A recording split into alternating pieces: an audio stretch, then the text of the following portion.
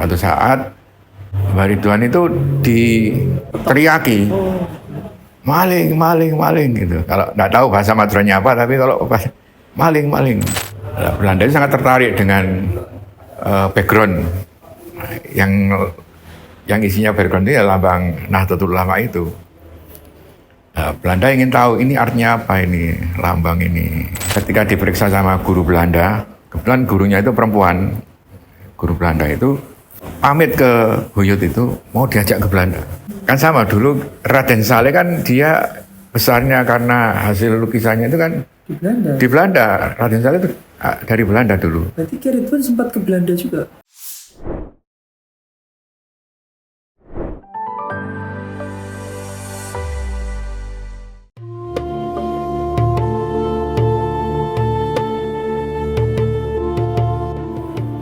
Jadi logo atau lambang Nahdlatul Ulama itu ada ceritanya juga. Ketika para kiai-kiai itu kumpul di Tembakan. Tembakan itu masih satu serumpun lah dengan kondisi lingkungan masyarakat di sini masih hampir semuanya saudara. Itu di tempatnya Kiai Abdul Kahar. Musyawarah karena organisasi harus ada nama, harus ada lambang. Itu. Yang ditugasi untuk nama itu Kiai Mas Alwi bin Abdul Aziz. Memang ada beberapa yang juga mengusulkan nama-nama, tapi yang dianggap cukup mencukupi dan sangat mempunyai arti yang sangat dalam. Akhirnya usulannya dari Kiai Mas Alwi itu Nahdlatul Ulama itu disetujui sama Mbah Hasim dan juga kiai-kiai yang lain. Nah, tinggal sekarang untuk logonya itu. Nah, kalau logo memang tidak langsung ketika itu namanya sudah ada, tinggal logonya. Dan memang yang diperintah sama para kiai ketika itu terutama Mbah Hasim ya Kiai Ridwan itu. Akhirnya setelah rapat pada bubar pulang ke tempat masing-masing. Itu kalau Mbah Wahab mungkin pulangnya masih di Surabaya karena Mbah Wahab kan juga punya rumah di Kertopaten. Mbah Wahab Hasbullah. Iya. Punya rumahnya di Kertopaten. Oh, di Kertopaten tuh. Iya, ada. Kan tinggalnya di Kertopaten dulu itu. Terus Mbah Hasim ke Jombang, Kiai Mas Alwi bin Abdul Aziz itu malahan nggak jauh pulangnya. Karena ketika Nahdlatul Wathon itu ada, Kiai Mas Alwi itu diberi tempat agar supaya tidak terlalu jauh dari tempat tinggalnya dan juga diamanati musola. Diamanati musola. Iya, untuk ngajar pengajian itu. Jadi ketika itu Kiai Mas Alwi yang yang mengusulkan nama Nahdlatul Ulama, tinggal Kiai Ridwan yang untuk logonya. Kalau saya merasakan Kiai Ridwan itu bukan dari hasil sisi, memang Kiai Ridwan kan ahli menggambar. Memang sudah ada bakat menggambar? Ada, Mbak. Jadi begini ceritanya. Dulu ketika masih sekolah ada sekolah, pokoknya sekolah Belanda. Belanda sama Mbak Bu itu disekolahkan.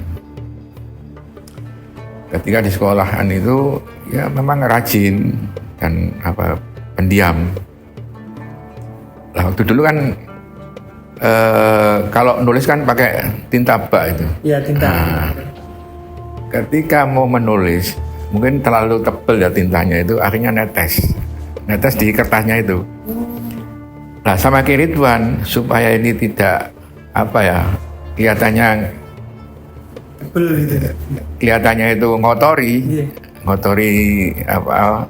kok tinta apa ya, tinta itu hanya ditarik garis seret, sampai menjadi lukisan. Akhirnya ketika diperiksa sama guru Belanda, kebetulan gurunya itu perempuan, guru Belanda itu pamit ke buyut itu mau diajak ke Belanda. Kan sama dulu Raden Saleh kan dia besarnya karena hasil lukisannya itu kan Di Belanda. di Belanda. Raden Saleh itu dari Belanda dulu. Berarti Ki Ridwan sempat ke Belanda juga. Akhirnya diamankan sama Mbah Buyut sama Mbah Abdullah. Mboten angsal. Itu dititipkan ke Mbah Khalil Bangkalan itu. Oh, di pondok. Iya.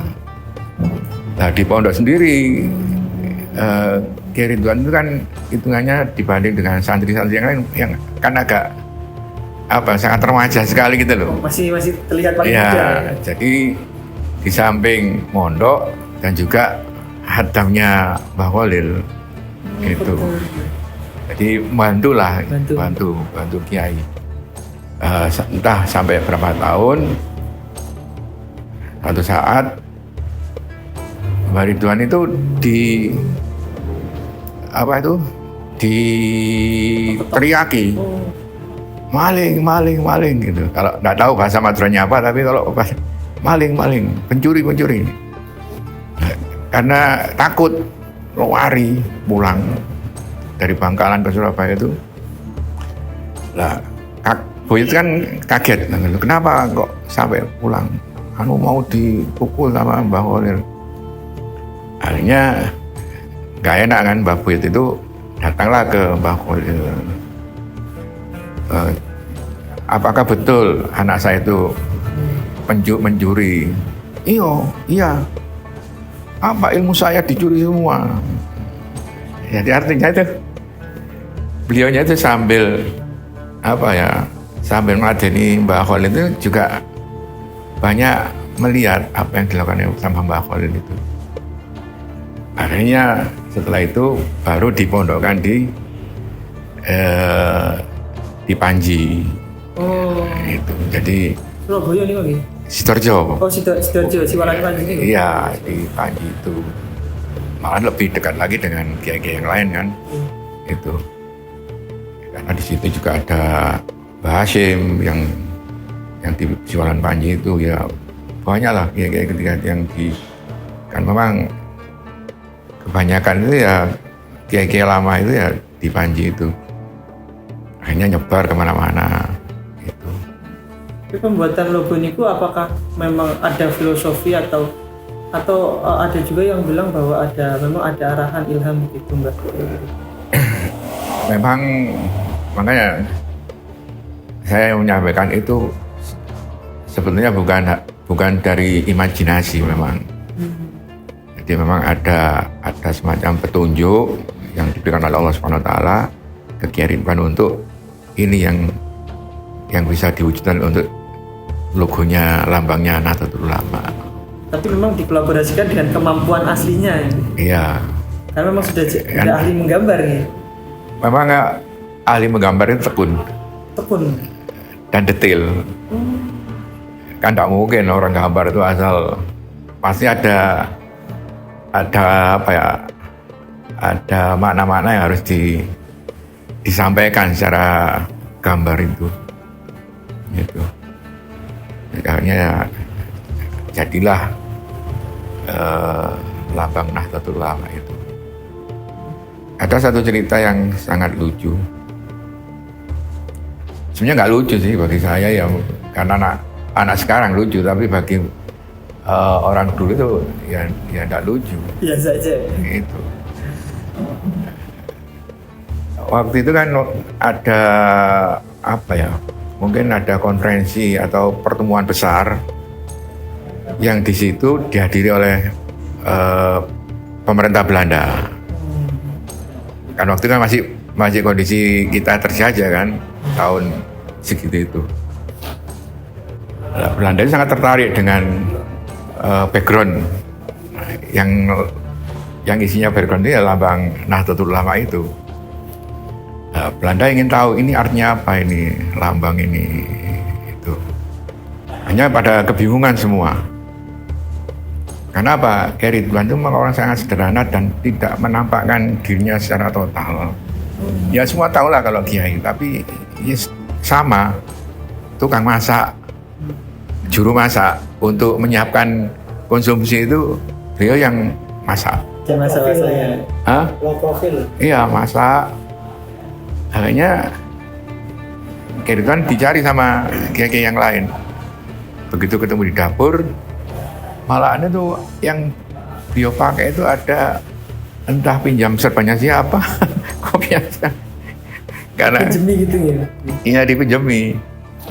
Lah, ketika di podium untuk menyampaikan makna itu Kiai Ridwan sepertinya dalam kondisi yang apa ya?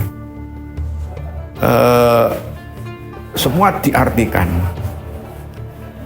Bumi itu apa, terus bintang itu apa, tali itu apa, sampai detail.